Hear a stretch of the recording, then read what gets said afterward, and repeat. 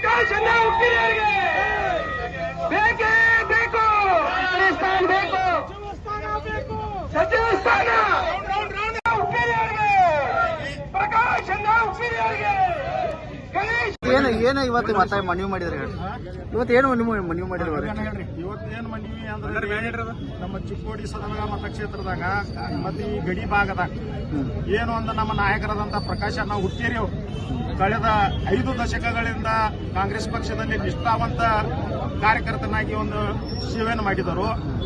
ಅದನಂತರ ಚಿಕ್ಕೋಡಿ ಸದಲಗ ಮತಕ್ಷೇತ್ರದ ಮಾನ್ಯ ನಮ್ಮ ಯುವ ಶಾಸಕರಾದಂತ ಗಣೇಶಣ್ಣ ಹುಟ್ಟೇರಿ ಅವರು ಏನು ಒಂದು ಕಾರ್ಯವನ್ನು ಮಾಡಿದ್ದಾರೆ.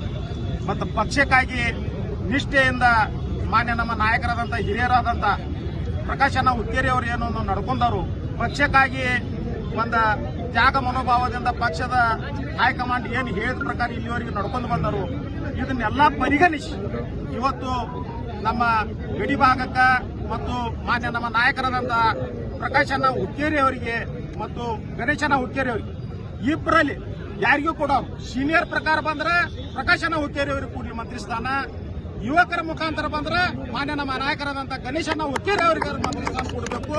ಇದು ನಮ್ಮ ಪಕ್ಷಕ್ಕೆ ಮಾನ್ಯ ನಮ್ಮ ನಾಯಕರಾದಂತ ಡಿ.ಕೆ. ಶಿವಕುಮಾರ್ ಸಾಹೇಬರಿಗೆ, ಸಿದ್ದರಾಮಯ್ಯ ಸಾಹೇಬರಿಗೆ, ಮಲ್ಲಿಕಾರ್ಜುನ ಖರ್ಗೆ ಸಾಹೇಬರಿಗೆ, ಶಿಶಿ ಅಧ್ಯಕ್ಷರಿಗೆ, ನಮ್ಮ ವಿರೋಧ ಪಕ್ಷದ ನಾಯಕರಾದಂತ ರಾಹುಲ್ ಗಾಂಧಿ ಅವರಿಗೆ, ಸೋನಿಯಾ ಗಾಂಧಿ ಅವರಿಗೆ ಮತ್ತು ಪ್ರಿಯಾಂಕಾ ಗಾಂಧಿ ಅವರಿಗೆ ಮತ್ತು ರಾಜ್ಯ ಉಸ್ತುವಾರಿಯನ್ನು ನೋಡ್ಕೊತಕ್ಕಂಥ ಸುರ್ಜೇವಾಲಾ ಅವರಿಗೆ ಈ ಭಾಗದ ಸಮಸ್ತ ಕಾಂಗ್ರೆಸ್ ಕಾರ್ಯಕರ್ತರಿಂದ ಒತ್ತಾಯವನ್ನು ಮಾಡ್ತಾ ಇದ್ದೇವೆ, ಮನವಿಯನ್ನು ಮಾಡ್ತಾ ಇದ್ದೇವೆ.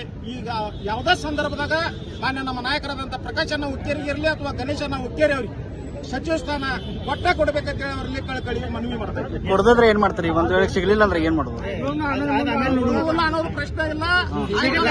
ಸೀನಿಯರ್ ವಿಚಾರ ಮಾಡಿ ಕೊಟ್ಟ ಕೊಡ್ತಾರೆ ಕಾಂಗ್ರೆಸ್ ಕಾರ್ಯಕರ್ತರು.